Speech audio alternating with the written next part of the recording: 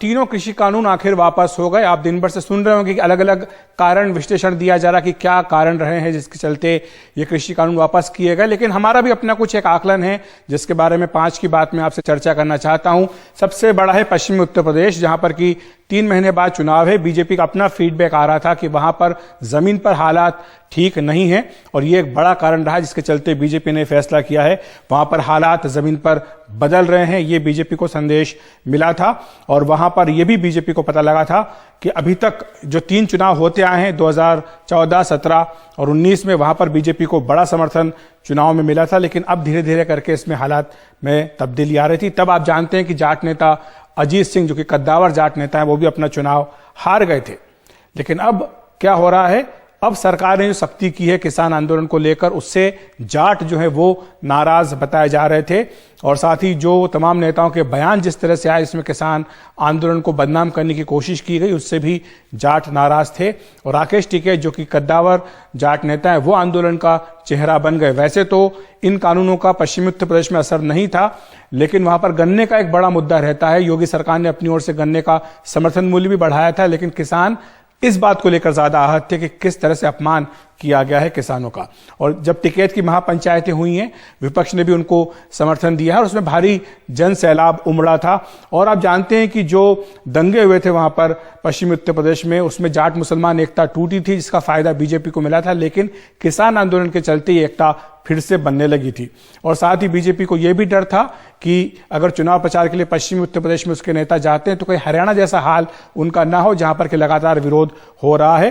PM Modi भी अगले सप्ताह 25 तारीख को ग्रेटर नोएडा जा रहे हैं एयरपोर्ट का आधारशिला रखने के लिए, और तब बीजेपी को डर था कि उनका भी विरोध न कर दिया जाए। और जिस तरह से लखीमपुर हिंसा हुई है उसमें केंद्रीय गृह राज्य मंत्री के बेटे की जिस तरह की भूमिका रही, उसको लेकर के भी बीजेपी को नुकसान की आशंका है पश्चिमी उत्तर प्रदेश में। अब दूसरा जो बड़ा कारण है वो है कैप्टन अमरिंदर सिंह का फैक्टर। ये बहुत ही महत्वपूर्ण है पंजाब चुनाव के मद्देनजर। कैप्टन ने कांग्रेस छोड़ने के बाद जो पहला इंटरव्यू दिया था एनडीटीवी को, नीता शर्मा को, उसमें उन्होंने साफ तौर पर यह कहा था कि वो कांग्रेस छोड़ रहे हैं लेकिन बीजेपी में नहीं जा रहे हैं, बीजेपी से गठबंधन करेंगे और कृषि कानूनों पर कुछ बड़ा करने की जरूरत है। तभी संकेत मिल गया था कि सरकार शायद कुछ बड़ा करने जा रही है और तभी उन्होंने बीजेपी से गठबंधन की बात भी साफ तौर पर कही थी इस इंटरव्यू के दौरान, और बिल्कुल वैसा ही हुआ है। और तभी कृषि कानूनों पर उसके बाद सरकार में विचार विमर्श शुरू हुआ। पहले कहा गया कि कुछ इसको सॉफ्ट कर दिया जाए, लेकिन फिर फैसला हुआ कि इनको वापस ही कर लिया जाए। आप जानते हैं कि पंजाब में बीजेपी के पास ना तो खोने के लिए कुछ है ना कुछ पाने के लिए है, इसलिए बीजेपी को लगता है कि कैप्टन अगर आगे आते हैं तो उनके पीछे पीछे बीजेपी भी कुछ हद तक जो है वो फायदा उठा सकती है। और पार्टी को लगता है कृषि कानून की वापसी का श्रेय अगर कैप्टन को दिया जाए तो उससे कुछ कैप्टन की नई पार्टी को फायदा मिल सकता है। ये बीजेपी का अपना आकलन है। और वैसे भी अकाली दल, जो कि बीजेपी की सबसे पुरानी सहयोगी रही है, वो इन्हीं कानूनों के मुद्दे पर गठबंधन छोड़ करके गई थी। अभी नहीं तो चुनाव के बाद उसे वापस आने में दिक्कत नहीं होगी, ये भी बीजेपी का आकलन है। और साथ ही सिखों के लिए प्रधानमंत्री लगातार बयान करते रहे हैं। जो सिख गुरु हैं उनके प्रकाश पर्व के लिए पीएम ने काफी काम किया है। मोदी सरकार की ओर से कई घोषणाएं की गई है, बहुत अच्छे से आयोजन किया गया है। और ये भी एक कारण है कि सिखों को एक संदेश देने की कोशिश की गई है पंजाब में। और साथ ही बीजेपी नेता ये भी कहते हैं कि पीएम ने जमीन पर भी काफी काम किया है पंजाब में और सिख समुदाय के साथ उनके काफी अच्छे संबंध हैं और इसीलिए गुरु नानक देव के प्रकाश पर्व पर ही वापसी का फैसला किया गया है। बात करते हैं तीसरे फैक्टर की, हरियाणा का फैक्टर, जहां पर कि लगातार उग्र प्रदर्शन देखने को मिल रहा है। पिछले 1 साल में वहां पर एक तरह से युद्ध का मैदान हरियाणा को बना दिया गया है, जहां पर कि पुलिस और किसानों के बीच में, बीजेपी नेताओं के बीच में लगातार टकराव हो रहा है।